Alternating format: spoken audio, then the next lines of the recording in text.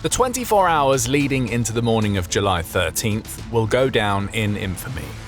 Ukraine had its biggest night of the war yet, as it broke records with a drone swarm that engulfed Russia. This was an unbelievable night for Ukraine. Over 1,700 Russian targets were destroyed. Ukraine's drones proved once again that Russia's air defense network is failing.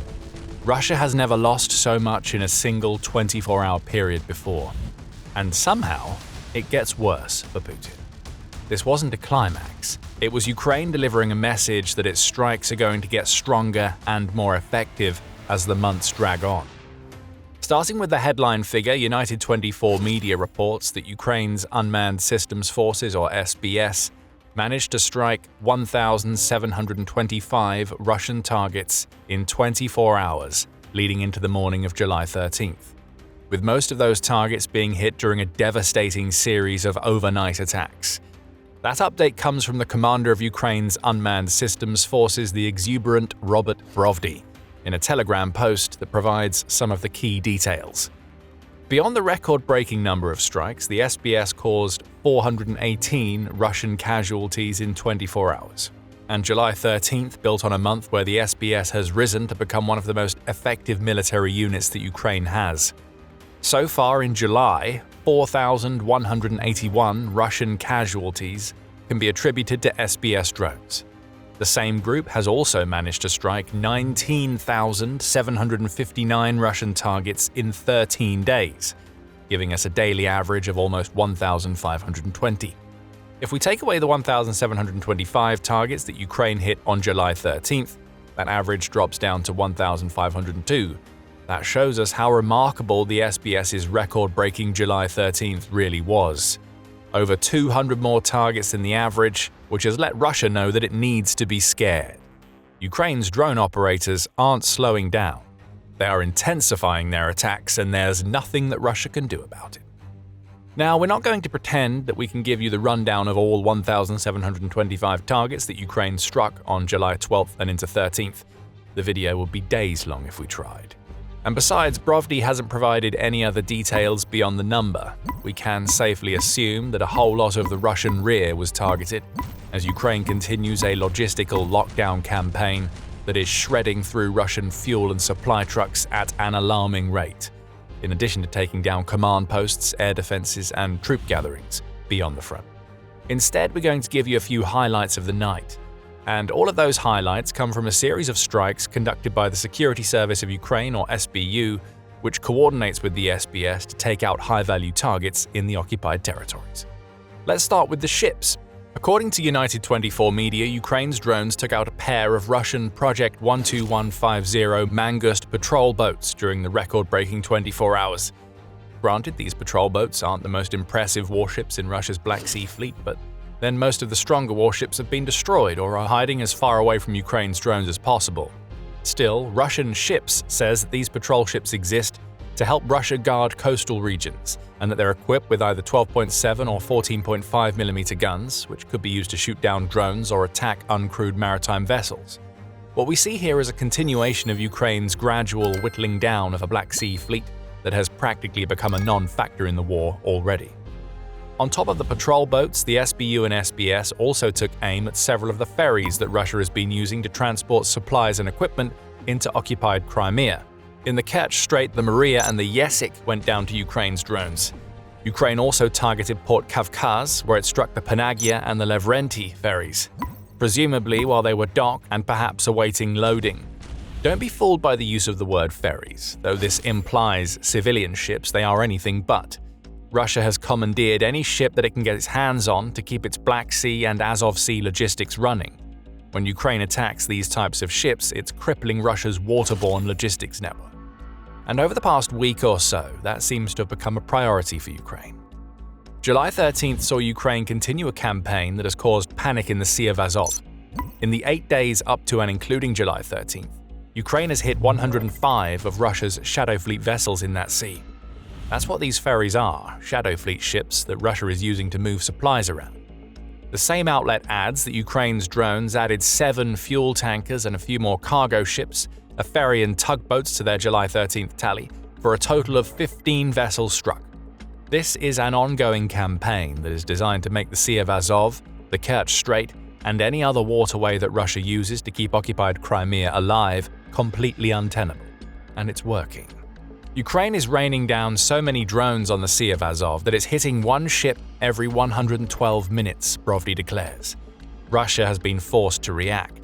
Though it's still trying to use the Sea of Azov for logistical purposes, as evidenced by the fact that ships are being sunk, it has been forced to close the Don Azov channel that links the Don River to the Sea of Azov.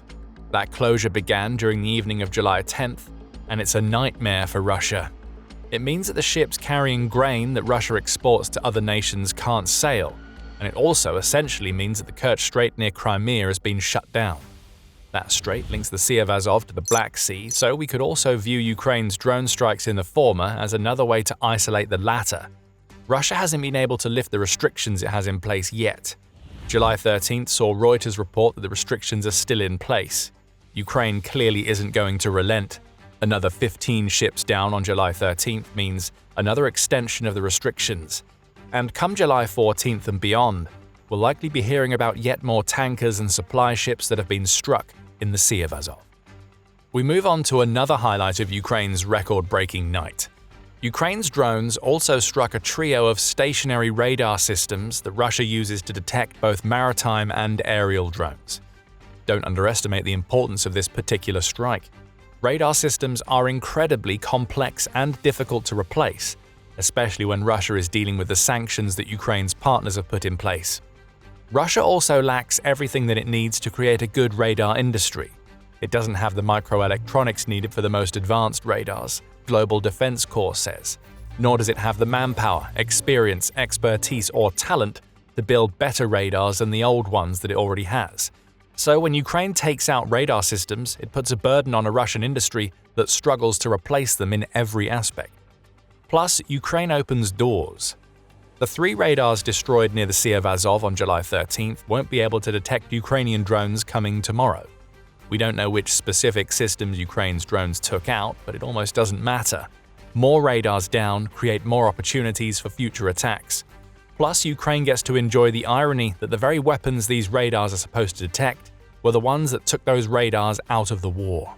We're only partway through the highlight reel. We have some more Ukrainian targets to cover, and we're also going to explain what Ukraine's expanding aerial campaign means for the future of its war with Russia. But before we get to all of that, you're watching The Military Show. If you're getting insight from the channel, hit subscribe and enable notifications because we break it down like this every single week. Next, Ukraine had a larger target in mind than radars during its 24 hours of destruction. That target was the Baherove Airbase. Located in occupied Crimea about 14 kilometers away from Kerch, this base was supposedly abandoned in 1996. It isn't abandoned anymore. Though Russia hasn't been using it for its intended purpose, Baherove is still home to hangars that Russia used to store specialized equipment and military vehicles. That fact makes it a target for Ukraine's logistical lockdown campaign, and July 13th saw Ukraine's strike. How successful that strike was is yet to be seen. Ukraine hasn't provided any details beyond noting that the base was attacked. But interestingly, it looks like Baherove wasn't the only military base that fell into Ukraine's crosshairs on July 13th. According to the Moscow Times, Russia's FSB claims that it foiled Ukrainian attacks against the Shargol and Ukrainka air bases, which are in the Chelyabinsk and Amur regions, respectively, on the same night that the Baherove base was targeted. Only it wasn't drones this time around. The FSB makes mention of arresting perpetrators, suggesting a sabotage operation was underway. So we suppose that's one small victory for Russia during one of its worst nights of the war so far. Not much of one, granted, but it would have been humiliating to have saboteurs succeed at bases deep inside Russia, while Ukraine's drones smashed over 1,700 targets elsewhere. Ukraine will likely try again. Those bases, just like everything else in Russia, are far from safe. Back to more Ukrainian successes. As we await more information about the Baherove attack, we also saw that Ukraine carried out some successful strikes in the Port Kavkaz region. The 2 ferries we mentioned earlier were among them. However, Ukraine's drone operators also managed to destroy a trio of petroleum storage tanks located at the oil transshipment complex in this port, along with a train that Russia uses to transport fuel to the Kavkaz freight station. We feel like we're saying this every day now. This is yet more fuel destroyed as Ukraine continues its campaign to isolate Crimea. But even more than that, another successful strike against Port Kavkaz sends the message to the occupiers in Crimea that Putin isn't able to protect them anymore. Ukraine can just casually make an attack on this port, part of the largest ever night of strikes it's conducted, which is starting to make these types of attacks look easy for Ukraine. We say that Ukraine conducted another attack on Port Kavkaz because it was only a few weeks ago this port was part of a Ukrainian strike on both sides of the Kerch Bridge that was part of the message we just mentioned. Ukraine devastated the port. On June 21st, a Ukrainian drone strike targeted the port's fuel storage facilities, causing a fire so massive that it was picked up in satellite images.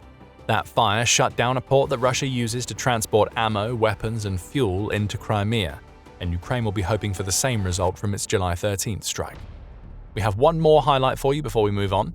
Most of the strikes we've covered so far have taken place in the occupied territories or the waters surrounding Crimea. But Ukraine also had a treat in store for a special facility located in Vyazniki, which is in Russia's Stavropol Krai. Around 600 kilometers away from Ukraine, Vyazniki is home to an oil depot that contains an entire farm of storage tanks. The facility stores oil and fuel that eventually makes its way both to Crimea and the Russian occupation forces that are in southern Ukraine. Think of it as part of a network, one that is designed to get oil and fuel from Russian plants to where it's needed the most. Ukraine's attack on the depot appears to have begun during the night of July 12th, based on a report from Moscow Mayor Sergei Sobyanin. And of course, Russia claims to have repelled the attack. 3 drones have been shot down by 0319 on July 13th, Sobyanin claimed. But what he didn't explain is why a massive fire was raging at the facility right around the time when he was claiming that Russian air defenses were handling the problem. Somebody is being economical with the truth. It likely won't be long before the usual drone debris excuses are being made to explain why Russia's air defenses were successful despite Ukraine's target being on fire. Ukraine won't care. The attack on the Vyazniki depot kicked off a night in which it rained terror down on the Russian occupiers on a scale that has never been seen before. And just to add some insult to injury, that depot is very close to Moscow. Just one more reminder from Ukraine that its drones can reach the capital in case Putin had forgotten. All of this brings us back to the headline that kicked off the video. 1,725 Russian targets were struck by Ukraine in 24 hours. That number seems almost hard to believe, especially when compared to what Ukraine was able to achieve with its long-range campaign just a few short months ago. But as that campaign expands, Russia finds itself in serious trouble. Here's why. What we're seeing in all of this is an expansion in the scope and scale of Ukraine's long-range operation. The SBU says so itself, stating, "The simultaneous destruction of dozens of targets in different remote locations in a single night shows that the SBU is expanding the scale of its long-range special operations. Critical elements of Russia's military and oil infrastructure will continue to burn," when talking about the strikes we've covered in this video. The SBU isn't lying. The numbers show us that Ukraine's deep strike campaign has grown to the point where Russia simply isn't able to handle it anymore. Ahead of Ukraine's record-breaking 24 hours, United 24 Media published an interesting report showcasing how much Ukraine's long-range campaign has grown. The outlet says that the first 6 months of 2026 saw Ukraine strike 697 targets inside Russia, costing the Kremlin an estimated $6.1 billion in the process. This figure only covers targets inside Russia, such as the oil refineries that Ukraine has been devastating with drones all year.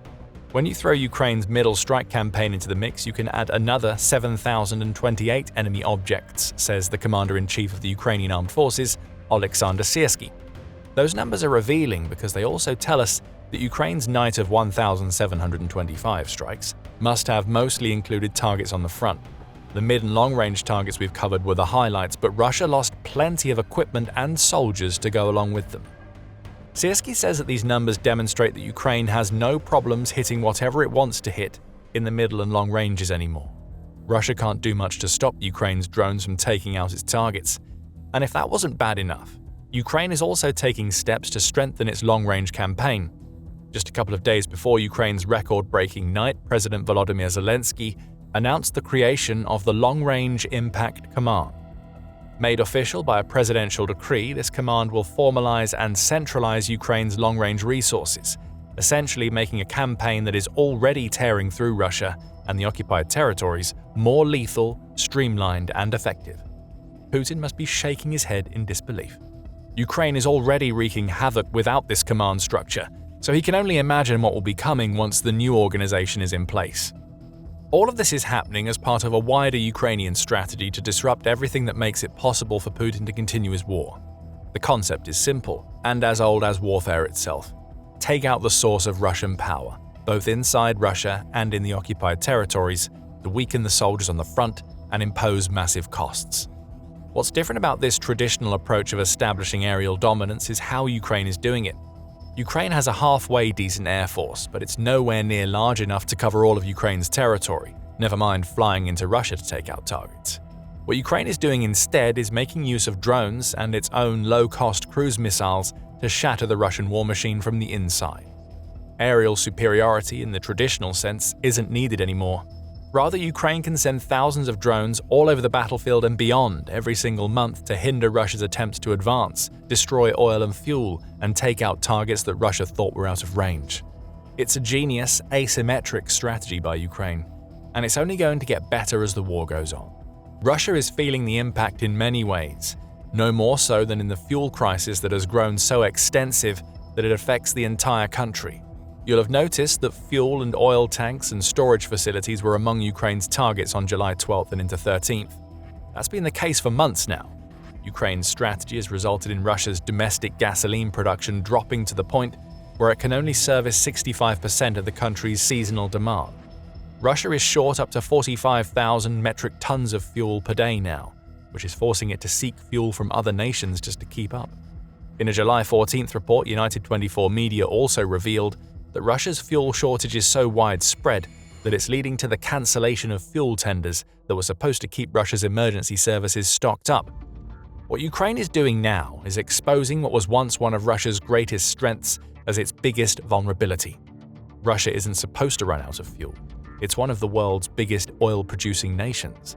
But Russia's centralized political system, in which all decisions made have to run through one man who can't get past his obsession with Ukraine, is making it impossible for Russia to come up with a quick reaction. Instead, Russia labors, waiting for Putin to make decisions as Ukraine's drones fly. There is no coordinated crisis response coming for the average Russian, just a vague hope that Ukraine will relent and Russia will be able to right itself in the future. Relenting won't be happening anytime soon. A record-breaking night of strikes show us that. But Russia also knows that it has a lot more of this to come. What Ukraine did on July 13th is part of a 40-day operation announced at the end of June that Ukraine says has been designed to pressure Putin into ending his war. We're less than halfway through that operation, which Zelensky says is based on Ukraine's medium and long-range sanctions. Can Russia survive another few weeks of this? Can it survive whatever Ukraine has in store next if the 40-day operation doesn't deliver what Zelensky wants? It's increasingly looking like the answer to these questions is no. Russia has never lost so much in a single day. But it wouldn't surprise us if we're saying the same thing in a few days or weeks, after Ukraine unleashes another swarm of kinetic sanctions that is even bigger than the one we just saw. For now, Ukraine is going to keep adding to a 2026 tally that it's a wonder that Russia has made it through the year so far. Toward the end of June, Ukraine revealed the scale of a 2026 strike storm that has blacked out the sun over Russia. New milestones have been reached, Russian defenses are completely overwhelmed, and you can find out all about it by watching our video. And if you enjoyed this video, then don't forget to hit subscribe so that you can catch more of our coverage of Ukraine's latest victories against Russia. And thank you, as always, for watching.